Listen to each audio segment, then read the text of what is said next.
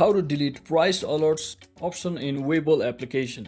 So hello guys, welcome back to my YouTube channel. In this video I'll be showing you how you can easily delete price alerts button option from your Webull application. So first thing, just head over to your Webull application and make sure you have successfully logged into your account.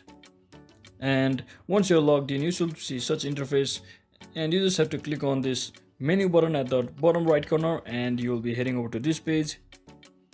And as you can see, there is an option called price alerts. So if you have any alerts related regarding the price, you will be seeing a lot of messages inside of it. So since for now it is not showing me any message because there has been no any alerts for me. So anyway, just click on that or just hold long press on that price alert button and you should see something like this, which gives you two options: mark as read and delete. Just click on delete and a pop-up message will appear saying you to delete or not. So just click on OK and it should be successfully deleted from your list. So that's it for today guys. I hope this video was helpful. If it was, don't forget to like and subscribe to the channel.